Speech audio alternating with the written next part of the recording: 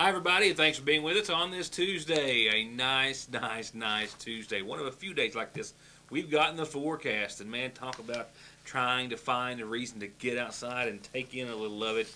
I think that's been the challenge for a lot of folks today. Successful, I believe, for some of us. Nevertheless, we've got headlines to cover tonight. An annual event lifted off earlier today in Sagersville, and we'll talk about that and a special reminder about some very special people. I've got a couple of announcements on behalf of our state's Attorney General, one in particular that I think will garner a lot of attention tonight in the program, as Attorney General Jack Conway has sued Marathon Petroleum, alleging anti-competitive practices which have led to higher gas prices that a lot of Kentuckians have been grumbling about, to put it mildly, for several years.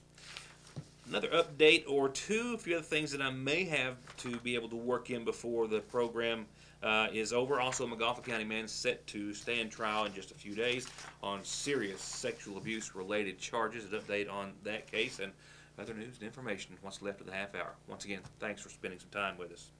We'll go ahead and begin with not your weather forecast, which indeed does have some beautiful. Okay, so we'll begin with it. Mostly clear skies tonight, sunny tomorrow, and 70. The low 70s are going to be a little shorter lived than what we had originally thought. 70 and sunny tomorrow, upper 70s by, I think, Thursday, most definitely around 78, 79 degrees. And then thereafter, the temperatures will be pretty favorable, continue thereafter, but the conditions maybe not so much. It gets a bit bumpy. So it is kind of short-lived, but indeed still some nice parts in your Licking Valley RACC forecast. Set your recorders, your DVRs, whatever device you have, or just make sure that you tune in to American Idol tomorrow night. Not just because it's the finale of the program, because even if you're not a viewer, I think you'll want to tune in. And of course, with the revelation that the show is going to be canceled after the next season, I think a lot of folks might be turning to American Idol to catch the last few episodes. Tomorrow night, though, is special because they're going to have a guest performance during the finale of Steven Tyler, of course, a former judge who is coming back. And as cool as that is, that's still not what I am talking about or wanting you to watch for. It's because of his band. Loving Mary will be backing him up. Rebecca Lynn Howard and her relatively newly formed band, which have been touring and traveling with Tyler basically since their inception, will be backing him up on stage tomorrow night. And the song that Tyler will be singing will be a cut from his new, yes, country album.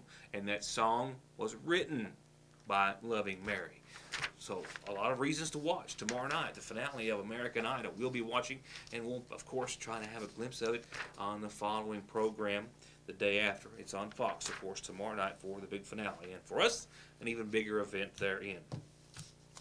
Couple of things from our state's Attorney General tonight. First off, Attorney General Jack Conway has announced that his Office of Consumer Protection Division, along with the Attorneys General of 49 other states, all other states in Kentucky, and the District of Columbia, the Consumer Financial Protection Bureau, and the FCC have all together reached settlements with Sprint and Selco Partnership. We know it more commonly as Verizon Wireless. And that agreement includes $158 million in payments to resolve allegations that Sprint and Verizon placed charges for third-party services on consumers' mobile telephone bills that were not authorized by those consumers. This is similar to what has happened with other mobile carriers as of the past several months. It's a practice known as mobile cramming.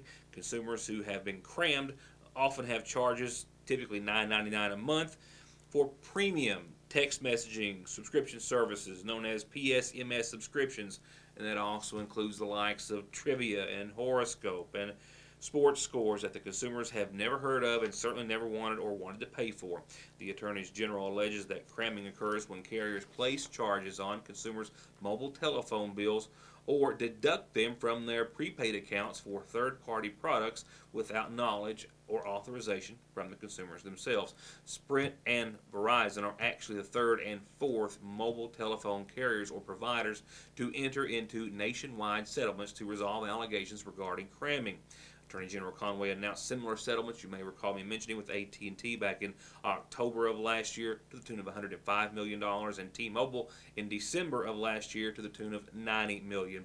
All four mobile carriers announced they would cease and desist billing customers for commercial PSMS in the fall of 2013. His statement says in part, quote, "These settlements will help protect Kentucky consumers from unauthorized third-party charges on their mobile telephone bills." He encourages anyone who was affected by mobile cramming through Sprint or Verizon to submit a claim through the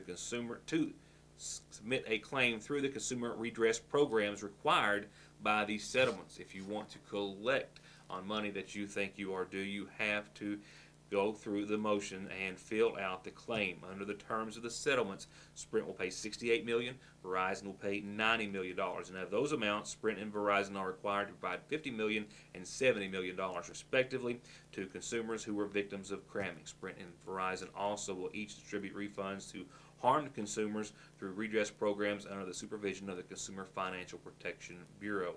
Sprint also pays $12 million to the Attorneys General and $6 million to the FCC, Verizon $16 million to the AGs, and $4 million to the FCC. Kentucky will get about $395,000 for its participation in the Sprint and Verizon settlements.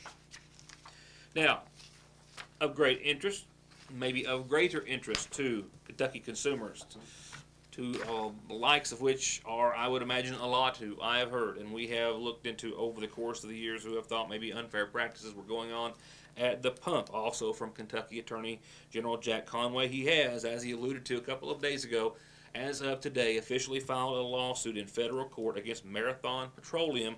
The suit, filed in U.S. District Court in the Western District of Kentucky, alleges that Marathon does engage in anti-competitive practices that has led to higher gas prices for consumers across Kentucky for years.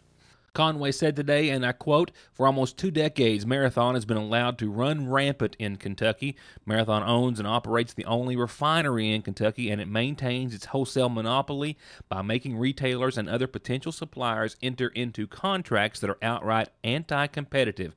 And these conducts harm everyone who buys gas in Kentucky. As reflected in the complaint filed today, the Office of the Attorney General believes Marathon violated state and federal antitrust laws by abusing the monopoly created when Marathon and Ashland Oil merged back in the late 90s in 98.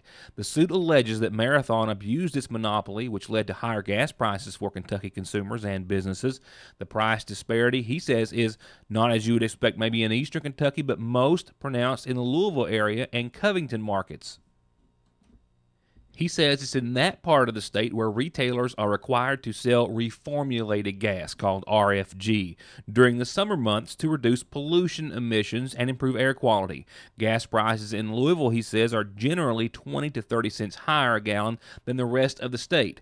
And when Louisville is compared to, for example, St. Louis, a similar RFG market of size in the region, gas prices are averaging roughly 25 cents more a gallon in Louisville than in St. Louis, for example, in the summer of 2014. The Office of the Attorney General is alleging that Marathon discourages competition throughout many ways by requiring independent retailers to sign unlawful supply agreements that eliminate wholesale competition, by forming exchange agreements with horizontal competitors that keep other suppliers from entering into the Kentucky market, and by writing deed restrictions into the sales agreement of some properties that are sold by Marathon. The Attorney General's investigation uncovered that some supply agreements Marathon enters into with retailers require retailers to purchase 100% of their reformulated gas, RFG, from Marathon, and they'll be penalized if they don't do it. The agreements also prohibit unbranded retailers from challenging Marathon's pricing. Marathon executes exchange agreements with other major suppliers, which allows Marathon to supply branded stations with gasoline. Through these agreements, Marathon has limited competition. The competitors have no incentive to upgrade their refineries and supply infrastructure to reduce and deliver RFG to Kentucky because Marathon is already supplying the stations with gasoline. Marathon further, it says, reduces competition by adding deed restrictions to some of the properties that it sells. The restrictions prohibit the purchaser of the property from selling gas or operating a convenience store. Some of the restrictions have an exception that will allow for development of a gas station if and only if that future business sells Marathon gas. To get high-speed internet on their state-of-the-art fiber optic network for all of your home and business solutions, or to watch TV without a contract on over 200 digital channels with superb quality, or stay connected with family and friends with 24/7 telephone service you can always depend on, contact Foothills Broadband today. Or just click on their link to the right to find out how they're working to provide the latest in communications at affordable prices with exceptional service at Foothills Broadband. Pending some sort of unforeseen development, such as a plea deal, which is certainly possible, a McGoffin County man is set to stand trial next week. He is set to stand trial by jury on the 19th, Tuesday of next week, for several serious sexual abuse-related charges. The initial indictment against Roy Perkins was for one charge of rape in the first degree. You may recall my covering some time back that indictment was recanted or dismissed and new charges were levied. Another grand jury indictment alleging several counts of rape, incest, sexual, criminal abuse, and other charges. The second and superseding indictment is actually a 10-count indictment that alleges or charges Roy Perkins of Meadows Branch Road in Royalton with sexual abuse and other charges against 3 separate victims. The first several counts, count 1 and 2, are counts of rape in the first degree, and count 3 and 4 are counts of incest in the first degree. They pertain to a victim under the age of 18. They also pertain to events from the 1st of August to about the last of August, roughly in 2012. The same victim is also named in counts 5 and 6 of the indictment, but different times before the earlier accounts were alleged, and those indictment charges allege sexual abuse in the first degree, 2 separate counts, same victim it alleges, but just at different times. Going further on down, however, counts 7 and 8 relate to a victim under the age of 12, criminal abuse in the first degree, 2 separate indictments, both for the same victim, both a child under the age of 12, while the final 2 counts relate to a third victim. It says that victim, too, under the age of 12. Those last 2 indictment charges for criminal abuse in the second degree and criminal abuse in the second degree as well. One of those actually is for a victim under the age of 18. One of those is actually for a victim under the age of 12. But in all, a total of 10 counts. Perkins is set to stand trial, a jury trial, mind you, as I said, next Tuesday, pending any unforeseen developments. It's been a case that goes back for quite some time, as I said, now indicted on multiple occasions with a trial which looks to be forthcoming. We'll have an update when there is one. Up next is your McGoffin County Farm Bureau-sponsored community calendar with a reminder about the Big Blood Drive tomorrow here in McGoffin County. The Kentucky Bloodmobile will be at the McGoffin Medical Plaza behind the Sangersville Subway, 12:30 till 5. 2 lucky donors not just may save someone's life, but as a little extra benefit, may also win a $25 Walmart gift card. 2 of them will. You can donate tomorrow, 12:30 till 5. And you can go fishing on behalf of the tournament held and sponsored by the Sangersville Fire Department this Saturday, 8 a.m. at the Paintsville Lake. First place pays a grand. It's just $100 per boat to enter. Call 349-3256 to get your boat in the tournament and then be on the water Saturday morning. And the class of 72 is having their reunion. It has been set officially for Saturday the 23rd. That's right, it's their 43rd high school reunion. They're going to welcome classmates beginning at 5. The reunion will start at 6, and it will be at the old Sangersville High School where they went to school. That's in the current Head Start cafeteria. And you can call those numbers there at the bottom of your screen. I'll remind you about them over the next few days. Just wanted to let you know that the high school reunion for the class of 72 has been set for May the 23rd. And this is a reminder about how you have so many options, so many ways to get your calendar announcements, birthdays, anniversaries, and more on Your News Today, and how you can also always catch Your News Today on yournewstoday.com in case you miss it the first or second or third time during the evening. With that said, we do have some more announcements. I'll turn to now the following obituaries, a service provided on behalf of the McGoffin County Funeral Home, who is announcing services to be held in honor of 82-year-old Wilma Jean Stevens Patrick of Sagersville, who passed away on the 10th, preceded in death by her husband Dave. She's survived by sons Larry Herman, Darrell, and Robert Patrick, and daughters Ruby Best, Kathy Bailey, Linda Holbrook, and Maggie McCarty. Visitation is this evening, all day tomorrow, and up until services. They'll start Thursday at 1 o'clock, all of which, visitation and services, from the Magoffin County Funeral Home, with burial to be afterwards at the Patrick Dyer Cemetery on Cow Creek in Magoffin County.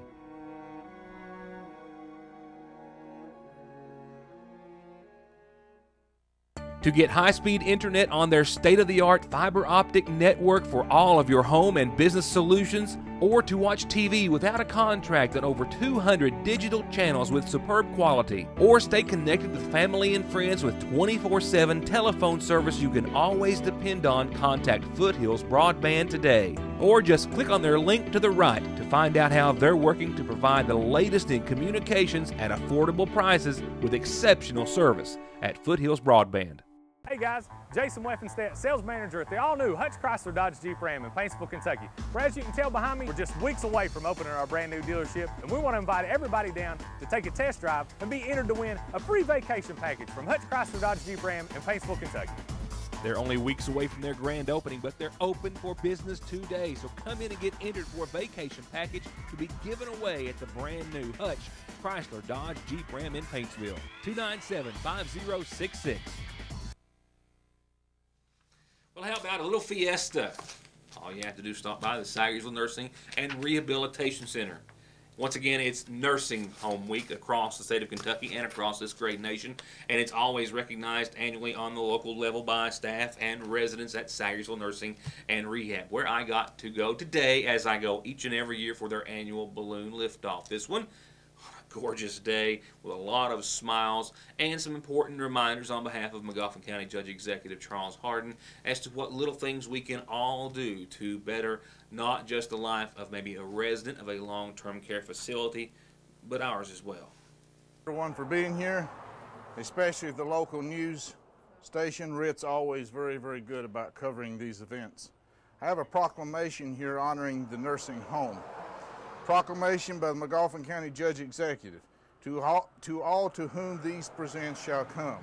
Whereas the nursing home industry plays an integral role in Magoffin County's healthcare system, and whereas nursing homes are one of the fastest growing industries in Kentucky and one of the largest industries in Magoffin County, and whereas more than 140 health professionals who provide care to the citizens of Magoffin County are employed at the Sayersville Nursing and Rehabilitation Center. Whereas nursing home employees are trained professionals committed to providing quality long-term care to Magoffin County's elderly.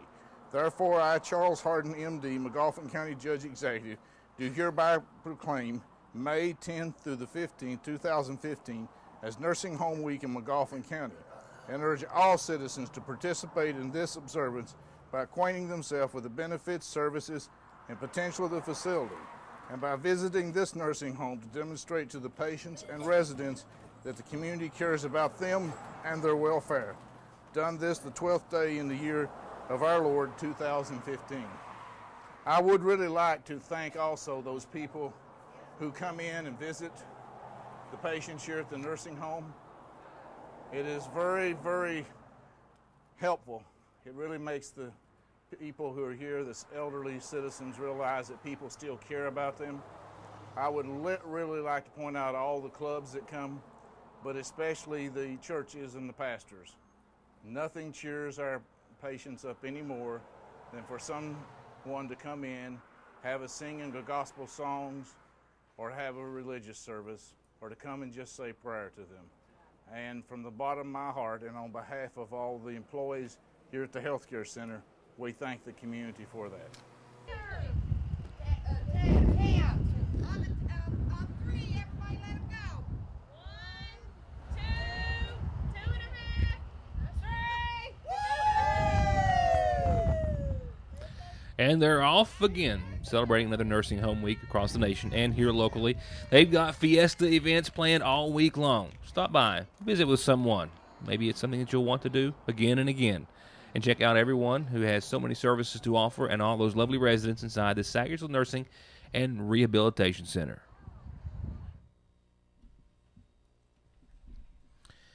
And to top it off tonight, your Licking Valley RECC forecast. A glimpse ahead after looking back just a bit. 81 today is where I topped out at the newsroom. Gorgeous, just gorgeous, and a beautiful evening.